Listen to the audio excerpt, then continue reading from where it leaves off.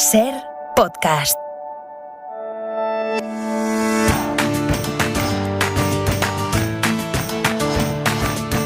No creo ser el único que se sienta así, ¿eh? Isaías, confirma o desmiente. Buenas tardes. Hola, buenas tardes. Pero estoy tan harto y me resulta tan cansino el clima de enfrentamiento perpetuo en el debate público, sobre todo el político, que raramente dedicamos muchos minutos aquí en La Ventana a funcionar como altavoz. Estoy como tú. Dicho lo cual, debemos reconocer que hay días en los que resulta muy complicado esquivarlo, y hoy es uno de esos días.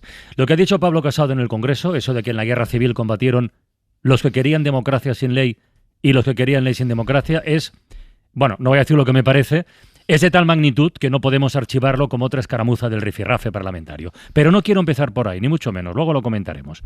Lo que a mí me parece especial de verdad hoy es que alguien tenga la claridad para describir exactamente lo que nos está pasando. Porque nos está pasando a todos, ¿eh? Es un artículo en El País que se titula Enemigos complementarios. Mucha atención a este término, enemigos complementarios, donde se dice, entre otras cosas, lo siguiente. A ver si nos suena. Se ha establecido un diálogo de sordos en el que los adversarios no es que no sean escuchados, sino que cada cual habla con el convencimiento previo de que no será escuchado más que por aquellos que de antemano le son fieles. No se trata de un diálogo entre contrarios, sino de un reforzamiento permanente de las posiciones propias al tiempo que se hace caricatura del adversario, y de que la ciudadanía, lánguida observadora de ese juego de ping-pong, acabe por adherirse a la causa, o que al menos vote. Claro que si los votantes acaban convertidos en hooligans y contribuyen a incendiar las redes con tweets, memes o subproductos ideológicos, mucho mejor. De modo que ahí tenemos a la ultraderecha y a una parte cada vez mayor de la derecha, etiquetando al gobierno como socialcomunista, frente populista o socio de los terroristas. Y a la izquierda radical y a una parte cada vez mayor de la izquierda supuestamente moderada, llamando fascistas a quienes se apartan un ápice de la partitura o colocando campanillas de apestados a quienes osan disentir desde el seno de su partido. Se habla alegremente de bandas, de mafiosos, de fachas. Tal vez piensen descabelladamente que el tremendismo oratorio resulta gratuito, o lo dan por bueno a cambio de una supuesta rentabilidad inmediata. Pero en realidad, las acusaciones de complicidad con golpistas o directamente de urdir un golpe de Estado, de filoterrorismo, las apelaciones a la guerra civil, las referencias a la transición como régimen o la interpretación torticera e interesada de la ley de memoria histórica no son otra cosa que piezas del puzzle para la construcción del enemigo complementario. Antonio Soler, buenas tardes. Hola, buenas tardes. Muchísimas gracias por estar en La Ventana y gracias por describir con tanta precisión eso que nos ocurre, de lo que tanto nos quejamos, pero que a veces no sabemos explicar bien. No, gracias a vosotros.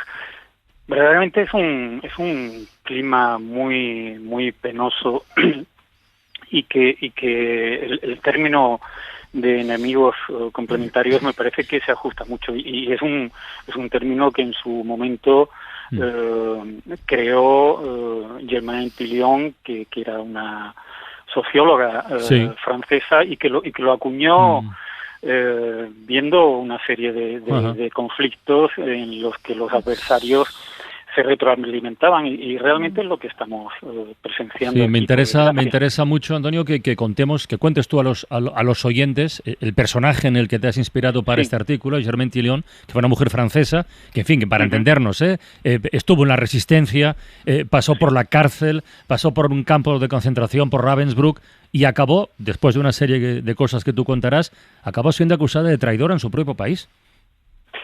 Sí, además la acusaron en la guerra de Argelia.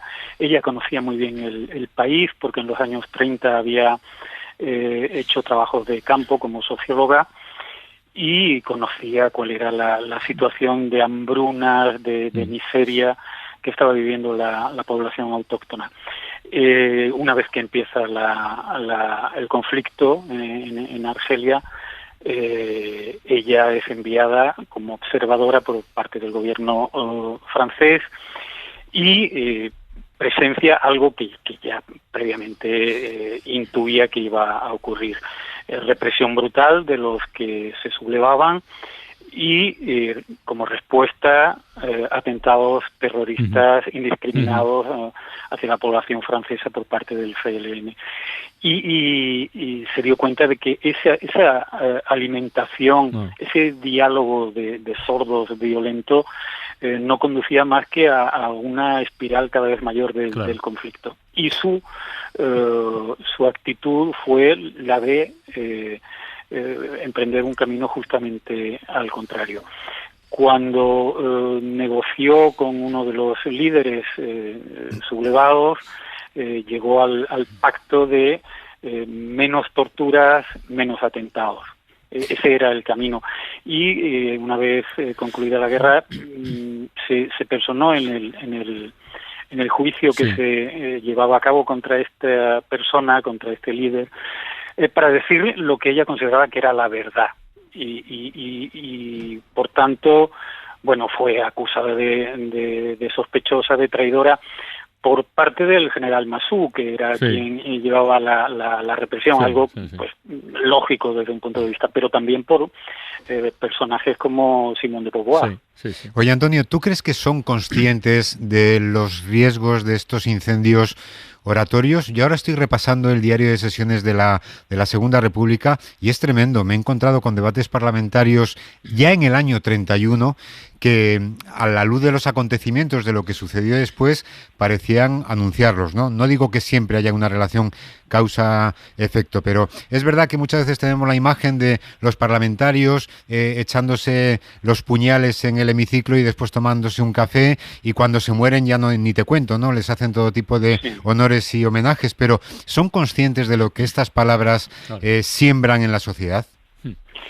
A mí a veces me da la sensación de que no, sinceramente, y por eso me animé a escribir este artículo. Yo creo que es una apuesta por la rentabilidad inmediata y en cierto modo de un grado de inconsciencia muy considerable. Lo que hoy hemos oído en el Congreso es una brutalidad. Y sobre todo, estamos en 2021 con una situación española, europea, mundial, que en casi nada tiene que ver con la de hace ya 80 y tantos años, y seguir apelando a la guerra civil, a un conflicto que debería ser considerado histórico y no como un elemento político para ser arrojado a la cabeza del contrario, me parece algo completamente descabellado. La situación de 1931 no es la de 2021, por suerte para nosotros. Afortunadamente, claro que sí. Antonio Soler ha dicho antes que es escritor, lo saben todos los oyentes, es autor del Camino de los Ingleses, seguramente su obra más conocida porque se llevó al cine, pero también es autor de una novela que se publicó hace más de 20 años y se ha reeditado hace poquito, el nombre que ahora digo, que está ambientada precisamente en el drama, las miserias y el surrealismo, que envuelven todas las guerras, también nuestra guerra civil, en este caso a partir de los diarios que escribe un soldado muy joven llamado Gustavo Sintora. Me gustaría que te quedaras unos minutos, porque estábamos enlazando esto precisamente en la conversación, para escuchar la polémica que nos plantea como casi cada tarde Isaías Lafuente. La polémica de Isaías Lafuente. Bueno, pues ya lo ha recordado. Hoy Pablo Casado ha resumido en el Congreso la Guerra Civil Española en una especie de tuit. Según él, fue el enfrentamiento entre quienes querían democracia sin ley y quienes querían ley sin democracia. Definir así a la República Constitucional para poder equipararla después en su juego de palabras con la dictadura de Franco, a mí me parece indigno. Podría ser un desliz, pero es que lo llevaba escrito. Podría haberlo escrito en un mal momento y percatarse después de la barbaridad, pero no, es que lo ha retuiteado en su perfil orgulloso. Y como además nos explicó en su día que lo de la memoria histórica era cosa de carcas que están todo el día con la guerra del abuelo y con las fosas de no sé quién, parece confirmarse que lo suyo no es una mala espuma, sino que es sustancia. Así que le recordamos a Pablo Casado, sin esperanza de que nos escuche, que la República fue un régimen democrático, con sus defectos, que la guerra la provocó quien se sublevó contra ella y que la dictadura que levantó después nació con una única ley, la de perseguir, encarcelar, exiliar o asesinar a quienes precisamente defendieron la República y su Constitución. Y una cosa más, esta sí que la entenderá Casado, que Franco fue un traidor, un felón, un mediocre, un incompetente, un desleal, un ocupa ilegítimo, un adalid de la ruptura de la legalidad y una catástrofe para España. Seguro que esto le suena al diputado Casado. Yo, Antonio, es como con tu artículo, que es que no querría añadir nada más a lo que ha dicho Isaías en este caso, ¿no? Pero es que me parece, bromas aparte, me parece tan claro y tan fuerte que por eso decía al comienzo que no es algo de eso que podamos archivar en la lista de rifirrafes parlamentarios donde se eleva el tono de voz y se dicen cosas un tanto gruesas. Yo creo que esto tiene un fondo en el discurso de complicidad o de permisividad con algo que ocurrió en nuestra historia reciente que me parece sinceramente intolerable, ¿eh? Y eso no es incompatible con lo que propones en tu artículo, con lo que estoy absolutamente de acuerdo, pero ya no sé qué más podemos escuchar, sinceramente. Sí, claro que es compatible, entre otras cosas porque las personalidades que se reúnen en San Sebastián en 1930 en el pacto en el pacto de San Sebastián, el pacto por la República, son personas absolutamente democráticas, casi todas de un carácter moderado, casi todas fueron borradas a lo largo de la República por precisamente los extremos. Y cuando eso ocurre, se desintegra la República. Yo creo que nadie puede dudar del espíritu tolerante de Azaña, de Martínez Barrio, o no digamos ya de Alcalá Zamora y de otro tipo de personalidades como estas, ¿no? Y el gran no sé cómo llamarlo yo tampoco, pero el gran fraude de todo esto es olvidar la realidad de lo que ocurrió o ignorarla, porque alguien que dice esto que se ha dicho hoy en el Congreso o es un ignorante o es un desmemoriado, un gran manipulador. Bueno, cualquiera de las cosas, en fin, serviría. Antonio Soler, oye, muchísimas gracias por asomarte este ratito a la ventana, de verdad, ¿eh? Y gracias Nada, por el artículo. Gracias. Venga, un abrazo. Ni por aguas heladas, ni por noches de cristal. Suela de alpargata, con ropa humedecida. Hay que cruzar el río antes que se haga de día. Suela de alpargata, embistiendo la montaña. Entre matorrales con las piernas arañadas. Suela de alpargata en las entrañas de la tierra. Los que hablan en voz baja, los que duermen con las piedras. Que a veces las cosas se conectan solas. Mira, algo de lo que hicieron estos que eran partidarios, como lo ha dicho, de la ley sin democracia, es noticia hoy, y es noticia destacada. En las anhelantes locomotoras, iluminados por el resplandor de las calderas, entre humo, rugidos, pedazos de hierro y carbón, pasan los maquinistas y los fogoneros como viejos lobos de tierra. Así comienza el poema Los hijos del hierro, que escribió Miguel Hernández en 1937. Hoy precisamente se ha presentado un documental que lleva ese nombre, Los hijos del hierro, y que rinde homenaje a los ferroviarios represaliados un montón durante la Guerra Civil y después, durante la dictadura franquista. Lucía Tabado lo ha visto. Lucía, buenas tardes. Buenas tardes. ¿Qué destacarías de lo que has visto? A ver. Pues mira, los trabajadores del ferrocarril fueron un colectivo con una afiliación sindical muy alta, esenciales en la logística de la guerra. Por eso los golpistas tuvieron claro desde el inicio de la contienda que había que anularlos, y así fueron apartados, encarcelados, utilizados como mano de obra esclava, forzados al exilio o incluso asesinados, más de un centenar de ellos. Este último es el caso de Francisco Chávez, un capataz de vías y obras asesinado en Torremejía. Su nieta Paqui lo recuerda así en el documental. Fue el 21 de septiembre, fue un mes y pico después de haber pasado las tropas por allí, las tropas sublevadas por allí, los franquistas por ese pueblo, cuando a él lo cogieron y lo mataron, no hubo nada, de nada más. Le pegaron un tiro y lo dejaron tirado en la cuneta. No hay nada que diga, ni hay juicio, ni hay cárcel, ni hay detención, no hay nada. El certificado de defunción pone muerto a causa de la guerra.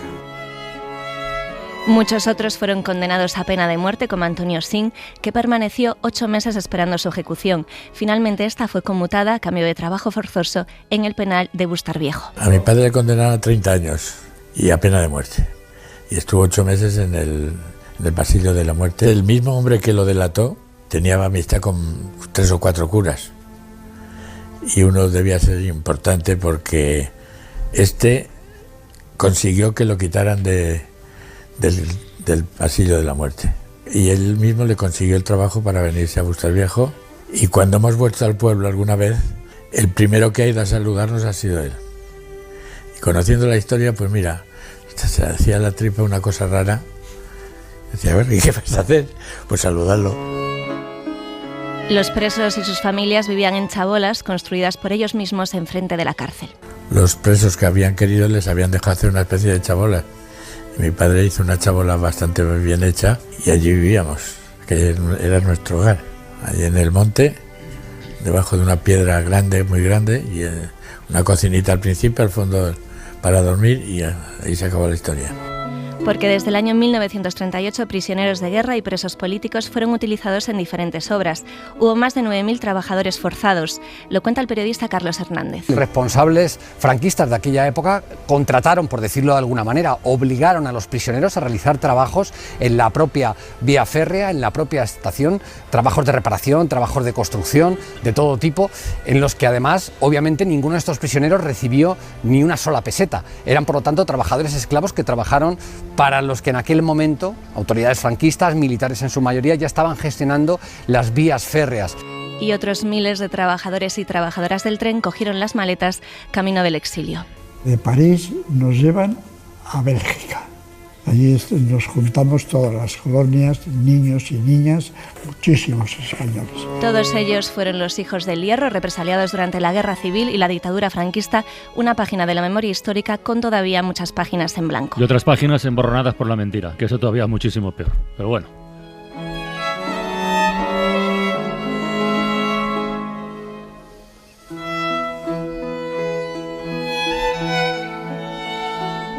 Y ahora tenemos noticia de última hora.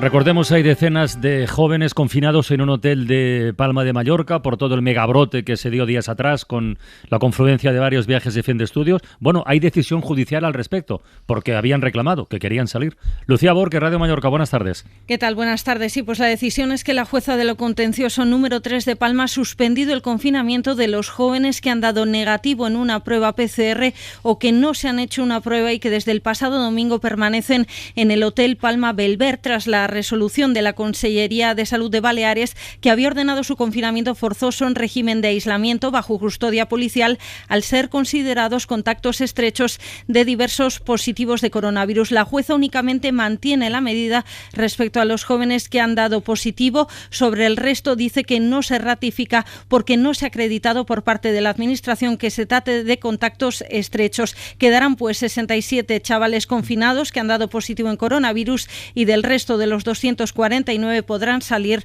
ya esta misma tarde. Gracias, Lucía. Muchas gracias. Adiós. Hasta luego. Qué bonita, qué redonda, qué puñeta, qué pequeña es la peseta. Qué bonita, qué redonda, qué puñeta, qué pequeña es la peseta. Al calor de su color, las reparte al contado, vuelve la carne pescado en cuaresma y abstención, con valor de embrujado, hace un milagro divino, una garrafa de vino multiplica su valor. Qué bonita, qué redonda,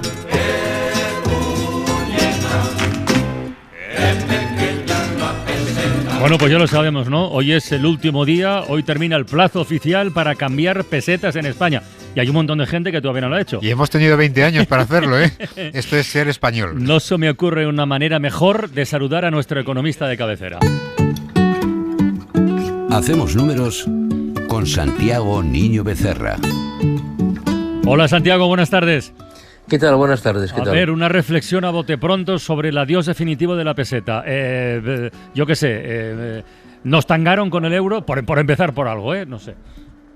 No, que va, por favor. O sea, a ver, una cosa es que España y otros países, Italia, Grecia y tal, no estuviéramos preparados para entrar en el euro con todo el paquete de países que entraron. Eso es un tema. Otro tema es que el euro nos ha salvado la vida. O sea, el euro ha hecho de paraguas. Y en momentos complicados, pienso en el 2012, pienso incluso ahora mismo, ¿no? O sea, literalmente nos ha salvado la vida, ¿eh? Pero eso en la economía macro. En la micro yo creo que hubo un primer momento de redondeo en donde, lo que valía 100 pesetas empezó a costar €1. Y esa es una subida formidable. Bueno, claro, no, esto es evidente. O sea, aquí se hicieron unas barrabasadas increíbles. Cuidado, y a mí lo que algún día la historia lo contará, y se permitieron o se miró para otro lado, ¿eh? Porque, vamos, con el IVA pasó algo parecido cuando se introdujo el IVA. Claro. ¿Os ha pasado que a los dos que durante años habéis estado calculando los euros en pesetas? Yo hasta hace unos años sí. Hubo un tiempo mí ya que se me ha olvidado, pero estuve unos años constantemente pagando en euros y haciendo la multiplicación. Sí, por lo menos 4 o 5 años desde que se implantó el euro. Yo sí, no sé tú, Santiago, yo sí. A mí, yo esto sinceramente lo digo y no me avergüenzo, ¿eh? Esto lo hice un par de años, pero con las cifras grandes. O sea, es decir, por ejemplo, yo es lo que tenéis los millonarios, Santiago. No, pero para hacer cálculos, o sea, decir, por ejemplo, el PIB de tantos euros, y dices, bueno, ¿y esto cuánto era? Estamos hablando, pues eso, de 10.000 euros, 15.000 euros, 30.000, millones, quiero decir, ¿eh? Entonces lo hacía, la verdad. Con las pequeñas no, porque bueno, la famosa regla del 6, ¿no? Bueno, pues... esto era, ya casi lo aplicabas mentalmente. Ya. Esto lo podrían hacerlo los ricos más ricos, ¿no? Esto que ya son 8, ¿no? Las grandes fortunas cuyo patrimonio supera la barrera de los 100.000 millones de dólares. Esto, bueno, el cálculo tampoco les hace mucha falta, ¿no, Santiago? Bueno, esto, Carlas, o sea, están los pobres, los menos pobres, y luego están los ricos, los muy ricos y los otros. O sea, estos son los otros. Claro, los otros. O sea, el club de la gente, de las personas que tienen más de 100.000 millones de dólares. Es verdad que gran parte de esta fortuna son acciones, son participaciones bursátiles, que claro, esto puede oscilar. Pero vamos, en cualquier caso, o sea, pensemos, para hacernos una idea, de que se ponen de acuerdo 3 personas de estas y compran Grecia. ¿Y compran Grecia, dices? Prácticamente, o sea, prácticamente. ¿Cuánto sería del PIB de España 100.000 millones, más o menos? Pues cerca del 85%. ¿Un 85 o la suma de las fortunas de estas personas sería el 85% del PIB de España. Bueno. Yo entiendo, Carlas, que habrán personas que nos estarán oyendo que es que es difícil de imaginar esto. Pero ¿qué dice este hombre? O sea, es muy difícil de imaginar. Es muy fácil de imaginar, lo que es difícil es de entender. Es decir, igual que la pobreza absoluta es una indecencia, yo creo que este tipo de riquezas también es una indecencia, ¿no? Sí, lo que pasa es que, bueno, claro, siempre se añade la coletilla, ¿no? Esta de que, se supone que su fortuna, estas personas la han adquirido legalmente. Yo de todas maneras, sobre el tema de la pobreza y la riqueza, yo siempre digo lo mismo. O sea, lo preocupante no es lo que tienen los ricos. A mí lo que me preocupa es lo que no tienen los pobres. Claro, porque estos son 8 grandes fortunas. Súper mega ricas, 8, pero de los pobres severos hay millones y millones, claro. O sea, a mí me preocupa más que el 14% de la población ocupada española sea pobre. Esto me preocupa más.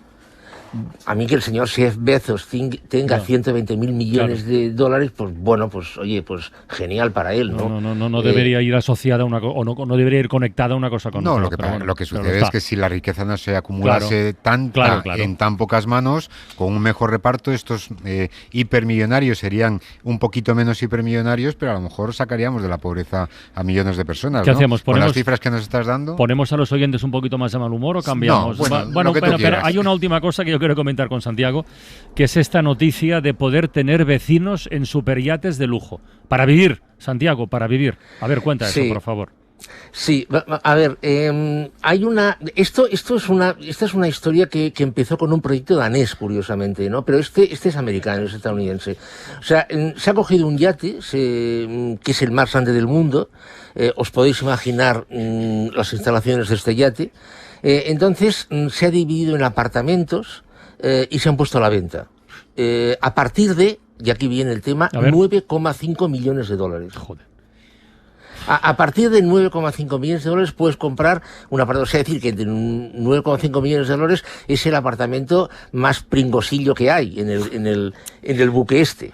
Entonces, claro, me parece que ya están vendidos la mitad, pocas bromas. Entonces, ¿la idea cuál es? La idea es que quien adquiera un apartamento de estos, pues convivirá con una serie de personas en este buque, y decidirán entre todos la ruta, la travesía que van a hacer. De manera asamblearia. Pues no lo sé, supongo, no lo sé. Más o menos. Bueno, yo creo que hemos agotado la cuota ya de hoy de cosas de estas, ¿no? Vamos a temas que afectan más directamente a nuestra vida cotidiana y al bolsillo y al futuro de millones de personas. Bueno, tenemos un principio de acuerdo parcial, por lo menos en la reforma de las pensiones, Santiago. Es una buena noticia, ¿no? Sí. ¿O hay peros? No, sí, lo es porque evidentemente había que hacer cosas. Bruselas puso la exigencia de que había que hacer cosas, y se han hecho. Lo que pasa es que, y el País trajo un artículo muy interesante sobre este tema, de que esto está bien, o sea, está bien, pero no resuelve el problema de fondo de las pensiones, que es la insostenibilidad del sistema a largo plazo.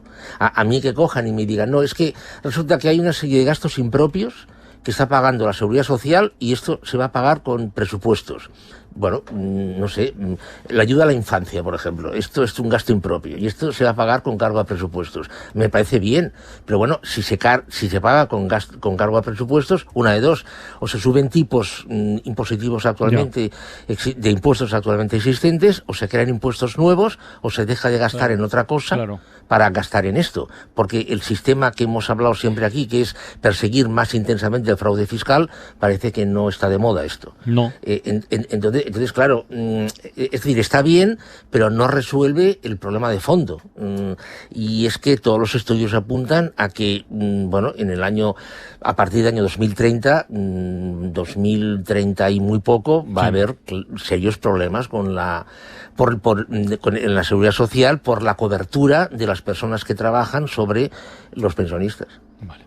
Noticias sorprendentes en el mundo de la economía haciendo números con Santiago Niño Becerra. Un algoritmo me despidió. Eso lo ha contado Bloomberg, ¿no, Santiago? Sí. Esto es aquello de cómo matan los profesionales, ¿no? Los profesionales del crimen, ¿no? O sea, pues fríamente y sin motivos personales, ¿no? Pues esto es igual. Amazon tiene operativo, al menos que se sepa, en Estados Unidos, y está en proceso de test también. Un algoritmo que calcula rendimientos, tiempos de entrega, sistemas de entrega, etcétera, etcétera, y entonces llega a la conclusión que empleados funcionan, cuáles no funcionan, automáticamente genera un mail y comunica al empleado la rescisión de su contrato por rendimiento inadecuado. Esto para mí el mensaje es claro, ¿no? O sea, hay dos mensajes aquí. Una, que evidentemente se va a primar la productividad sí o sí. Y en segundo lugar, que claro, si esto supone, a pesar de que Amazon es una empresa que constantemente está contratando trabajadores, el que no funcione fuera, y consideraciones técnicas puras, y frías, y sujetas al error, me imagino, ¿no? Bueno, por eso lo están testeando. Están utilizando, han puesto en marcha un servicio de riders, de entregadores, de repartidores, que lo que hacen es testear el sistema. Bueno, y para que nos hagamos una idea, no les están pagando mal, porque están pagando a $25 la hora cuando el salario mínimo en Estados Unidos es 7,5.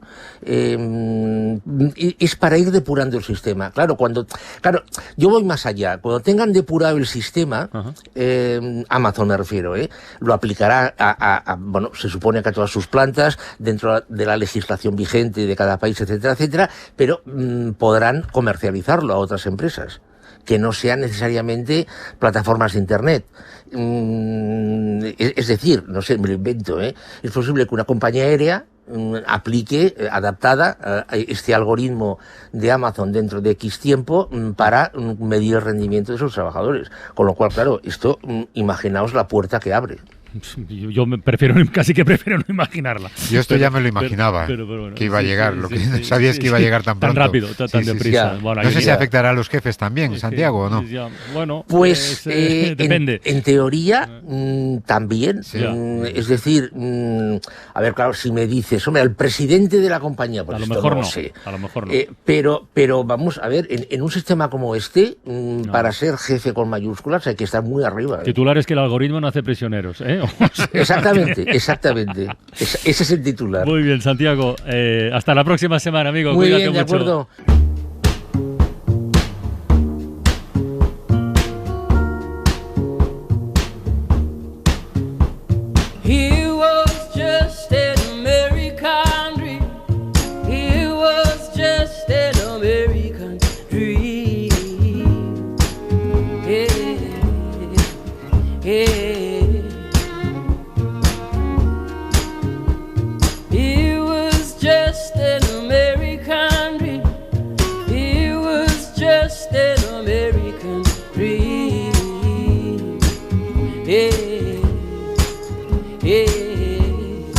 Isaías, esto que vamos a comentar a continuación no tiene nada que ver con algoritmos, ni con supermillonarios, ni con apartamentos de 9 millones de euros.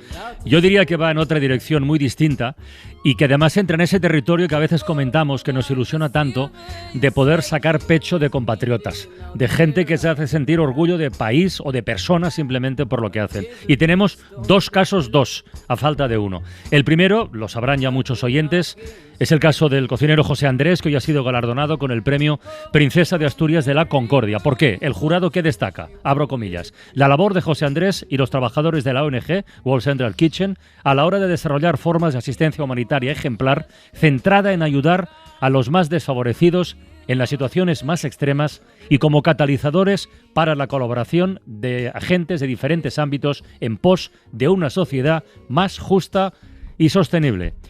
José Andrés, buenas tardes. Buenas tardes, Carles, buenas tardes. Y muchas felicidades, de verdad, y muchísimas. Sí, la verdad que acabo de aterrizar en España una hora antes de que me hayan llamado de la Fundación Princesa de Asturias para informarme de este premio. No tanto a mí, que me siento un poquito, no sé, mirándome al espejo diciendo ¿qué he hecho yo para merecer esto?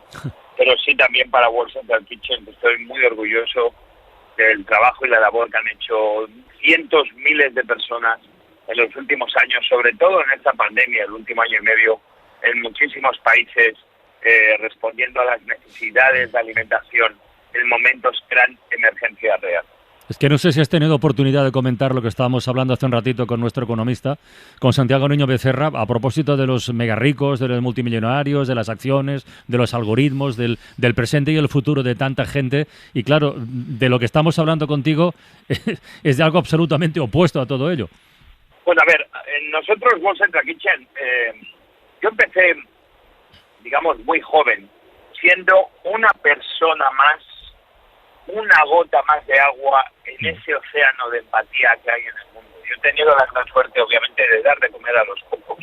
Tengo restaurantes de estrellas Michelin, tengo restaurantes más populares, más asequibles, pero a la vez he tenido la oportunidad de ir en esos momentos que había emergencia y donde muchas personas, normalmente los más pobres, los más necesitados, que son las voces que nadie escucha, son las personas olvidadas.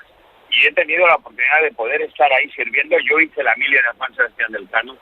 Siempre he sido muy agradecido a la Marina Española porque a mí me dieron esa opción de poder servir y estoy muy agradecido por ello. Y ahí vi donde realmente cualquiera de nosotros, absolutamente cualquiera. Tenemos la oportunidad de poder ayudar al prójimo utilizando lo poco, lo mucho que sepamos. En mi caso, sé cocinar, doy de comer a los pocos en el restaurante, he tenido la oportunidad de juntarme al lado de otros cocineros para intentar dar de comer a los muchos en emergencias.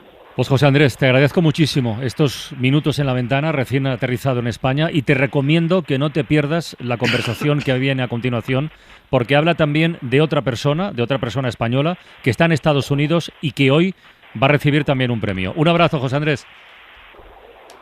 Un abrazo y muchas gracias por tenerme. Bueno, pues esa persona de la que hablo, esa persona a la que me refiero, es una profesora extremeña que tiene 41 años, que se llama Ana Muñoz, y efectivamente trabaja en Estados Unidos, está en Arlington, en Washington, allí reside junto a su familia. Forma parte del programa de inmersión en español de las escuelas públicas de la ciudad y trabaja en el Instituto Wakefield, que es un centro de referencia, seguramente algún oyente lo recordará, de la época de la administración de Obama en esa área. Y esta tarde, en poco más de una hora, va a recibir el premio a Profesora del Año. Profesora del Año en Estados Unidos, en secundaria concretamente. Bueno. Ana Muñoz, buenas tardes.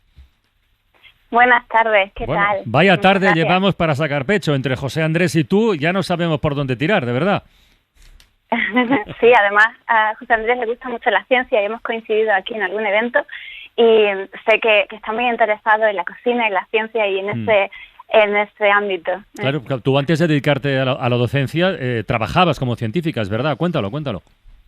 Efectivamente, yo siempre he seguido mi carrera científica y me surgió la oportunidad de entrar en la educación y lo que he hecho ha sido, entrar en la educación pero a través de la ciencia. Para mí lo importante es inspirar en la ciencia y doy las clases en español completamente, doy biología y doy química, pero están centradas en que los estudiantes se apasionen por la ciencia de la misma forma que yo tengo pasión por la ciencia. Entonces mis clases son eminentemente prácticas y hago muchísimos experimentos con ellos. ¿Pero por qué te han dado este premio? Porque me imagino que como tú habrá otras profesoras, otros profesores de las mismas disciplinas que tratarán de utilizar técnicas parecidas. ¿Por qué te dan el premio a ti? Acabamos de leer el entrecomillado de los argumentos para dárselo a José Andrés. ¿Por qué te lo dan a ti, Ana? Bueno, pues hay un proceso de selección desde marzo que se basa en cartas de recomendación de alumnos, de compañeros, de la administración y han tenido en cuenta todas estas cosas y además pues mi background, ¿no? En ciencia, que es un poco único, porque yo no es que dé las clases de español, yo no me centro en el lenguaje, yo utilizo el lenguaje para dar las clases de ciencias. Entonces eso les ha resultado muy llamativo, muy único y por eso principalmente me han dado el premio. ¿Cuánto tiempo llevas en Estados Unidos, Ana, por curiosidad? Pues llevo en la zona de Washington, llevo 7 años y he estado en Minnesota 2 años antes, pero pasé antes por España, estuve en medio, 3 años. ¿Y cómo aterrizas ahí? Cuéntanos un poquito cómo ha sido esa parte de tu vida. Bueno, pues después de hacer la tesis en la Universidad de Extremadura, voy a hacer una estancia postdoctoral en la Universidad de Minnesota y trabajo para el USDA, que es el Departamento de Agricultura de Estados Unidos. Trabajaba en bioremediación, degradación de pesticidas por microorganismos y después en Sevilla estuve trabajando en la producción de bioetanol, también con microorganismos. Yo tengo un doctorado en microbiología de suelo. Cuando vuelvo aquí a Estados Unidos es por motivos personales, porque a mi marido le ofrecen aquí un trabajo y nos venimos ya con familia. Entonces ya la cosa cambia y digo, pues voy a meterme en la educación para tener el mismo horario que los niños y sobre todo para conocer la educación de Estados Unidos desde dentro y poder ayudarles en todo el proceso de la educación bilingüe, que es donde yo estoy. Ana, hay una gran comunidad extremeña en Arlington porque veo que no se te ha quitado el acento. No, es que mi marido tiene un acento que lo lleva allá donde vaya. Entonces ahí estoy yo, que no me lo quito de en medio. Oye, decías que querías conocer la diferencia entre la educación en Estados Unidos y la educación en España. Desde aquí tenemos la sensación de que quizás los chavales allí en la educación básica tienen menos teoría, menos carga teórica, pero tienen más carga práctica. ¿Esta es una idea equivocada? No, de hecho esa es la principal diferencia que yo veo, el enfoque práctico que tienen aquí en Estados Unidos. Nosotros, cuando llegan al instituto, que es donde yo les doy clases, los chicos son totalmente bilingües, aunque no hablen español en sus casas. Pero yo doy la clase completamente en español y ellos me entienden perfectamente. ¿Por qué? Pues porque lo están utilizando continuamente. Al final el lenguaje se trata de comunicación y al usarlo, pues ellos lo hacen significativo. Ese aprendizaje significativo es el que utilizan y no se aprende listas de vocabulario o no se analiza el lenguaje, sino que se utiliza. Ana, la última. Creo que eres cofundadora de la Asociación de Españoles Científicos en Estados Unidos. ¿Esta es una asociación porque sois muchos o porque hay muchos damnificados? Hay muchísimos. Hay miles de españoles científicos en Estados Unidos y, creamos esta red para apoyarnos entre nosotros. Yo llevo la parte de educación aquí en el área de Washington, fui la presidenta aquí en Washington y lo que hacemos es muchísimos eventos en los que difundimos la ciencia en español, que se nos vea, que tengamos visibilidad. Y esto está ayudando muchísimo también a la comunidad hispana, porque necesitan referentes para rellenar ese gap, ese hueco que tienen en conocimientos de ciencia. Y vernos a nosotros haciendo esto en español, para ellos es un gran impulso. ¿Que haya miles de científicos en Estados Unidos es un motivo de orgullo o es una desgracia? Bueno, pues yo creo que para España es un poco de gracia, porque la mayoría de nosotros nos hemos formado en España y después se están aprovechando, digamos, de nosotros cuando estamos perfectamente formados, una formación excelente en España, se aprovechan fuera, ¿no? Entonces, pues sí, es un poco desgracia. Pero muchos de nosotros estamos dispuestos a ayudar y a volver a España y a aportar lo que podamos a España. Muy bien. Ana Muñoz, profesora del año en Estados Unidos. Muchísimas gracias por estar en La Ventana y felicidades, de verdad. Muchas gracias a vosotros. Venga, hasta luego. Venga, y una última noticia relacionada con la educación, ahora en coordenadas muy diferentes. Yo creo que muchos oyentes habrán escuchado hablar estos días, habrán oído hablar de la historia de un examen de filosofía para las pruebas de la EBAU que acabó con una escabechina general, pero general. Bueno, eso se ha revertido. Radio Valencia, Inma Pardo, buenas tardes. ¿Qué tal? Buenas tardes. A ver, cuéntanos, ha habido una reclamación, no solo por parte de alumnos que se examinaron, sino por parte de profesores, y ahora se anula esa primera calificación. ¿Qué ha ocurrido? Sí, a ver. Bueno, las quejas de esos alumnos y de esos profesores estaban fundadas. Son 80 alumnos de la provincia de Valencia. Recurrieron sus notas la semana pasada cuando comprobaron, junto a sus profesores de filosofía de bachillerato, que las notas de un tribunal en concreto, el número 14, eran muchísimo más bajas de lo que se podía esperar en esa materia, con una diferencia que llamaba muchísimo la atención. Después de que los exámenes se han sometido a una segunda corrección, con un informe que se ha tenido que pedir al Departamento de Filosofía de la Universidad de Valencia, los resultados entre ambas pruebas ofrecen una gran disparidad, en muchos casos bastante superior a los 2 puntos, una gran diferencia. Es decir, esas correcciones que se hicieron en un primer momento no seguían un patrón que sea constante en lo que es la aplicación de los criterios que se tenían que aplicar para esa materia, para historia de la filosofía. ¿Y ahora qué pasa? Quiero decir, ellos han reclamado, se les ha atendido, y el tribunal que calificó de esta manera, o los profes, que no sé cuántos son, pero ¿qué pasa con eso? ¿Se queda igual? Ya está, diciendo os equivocasteis y no pasa nada, o que hay alguna medida, ¿qué pasa? Bueno, los estudiantes van a recibir hoy una nueva calificación tras esa revisión por otro tribunal, y para evitar que se vean perjudicados, lo que ha hecho la Comisión Gestora de la SPAU es optar por revisar desde el principio, desde cero, como si no se hubiera corregido la primera. En total se van a revisar 125 exámenes, todos los que estuvieron a cargo de ese tribunal, los de los 80 estudiantes que reclamaron y otros 45 más, para que nadie pueda verse perjudicado. O sea, como si fuera la primera vez. Eso para los alumnos. ¿Y para los que evaluaron y que, por lo que parece, evaluaron incorrectamente? ¿Pasa algo? De momento no pasa nada. Sabemos que ha habido un error, que se ha cometido un error, eso es evidente, pero de momento no se ha explicado por qué se ha cometido ese error, cómo ha sido posible. ¿Tú tienes por ahí alguna de las preguntas de esas que se hacían en historia de la filosofía? ¿Eran muy complicadas? Si el problema no eran las preguntas, el problema era cómo se habían corregido esas preguntas. Cómo se había aplicado ese baremo para corregir ese examen. ¿No tienes alguna por ahí de pregunta? No tengo. No tengo ninguna mano. Tengamos al filósofo, le hacemos las preguntas a ver si... Él ha sido profesor de instituto, además. Ahora está en la universidad, pero ha sido profesor. Pero en cualquier caso ha sido la primera vez que pasa algo así. Algo que, por supuesto, es muy grave. Porque, claro, los jóvenes han estado 11 días sin saber por qué sus notas eran tan bajas.